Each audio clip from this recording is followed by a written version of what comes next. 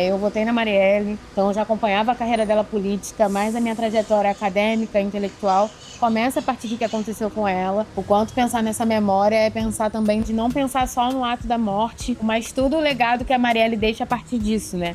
Todas as mulheres que chegam aos locais que ela chega e todas as pessoas que ela também inspirou, né? A partir disso.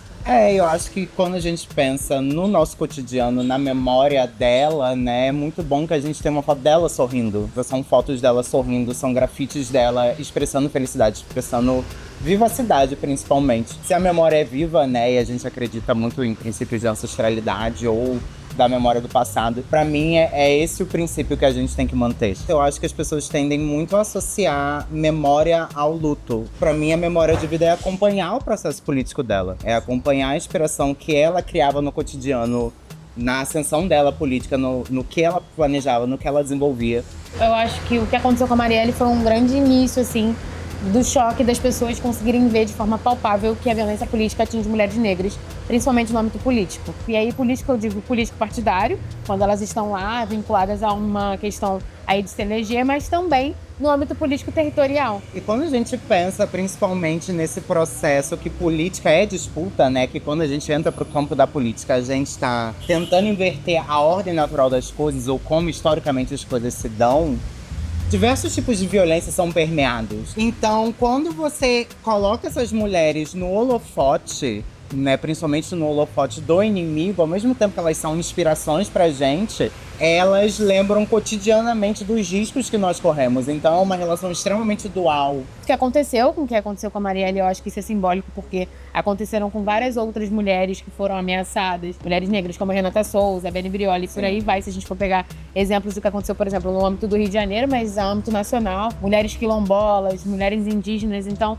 o quanto isso atinge diretamente, que tem a ver diretamente com o racismo, né? E com essa estrutura racial que ameaça a gente o tempo inteiro, como se esse local não fosse nosso, de reivindicação.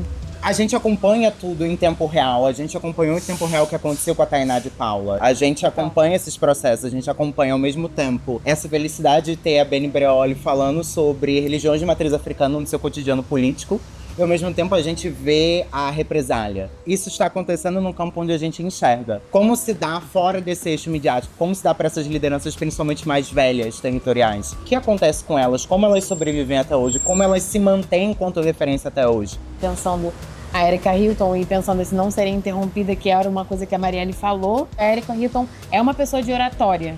Ela se impõe para falar. Então, eu acho que isso é também de uma forma honrar a ancestralidade e todas aquelas que vieram antes, para que a gente possa se posicionar e ter esse poder de fala, né?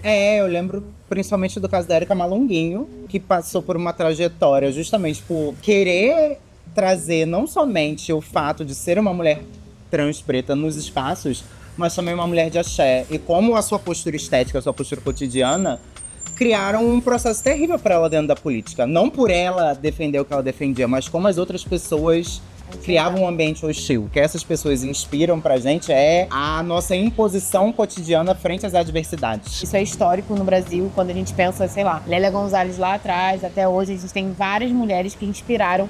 E aí, quando a gente pensa no mundo, a gente precisa pensar no âmbito nacional, como a gente consegue mobilizar territorialmente, né, esses locais e as demandas, né? Porque as mulheres que mais morrem são as mulheres negras, as mulheres trans, as mulheres indígenas. Então, como a gente consegue ocupar nossos espaços e ainda assim fazer política a partir disso, para além de sobreviver, né? Que a gente possa promover vida.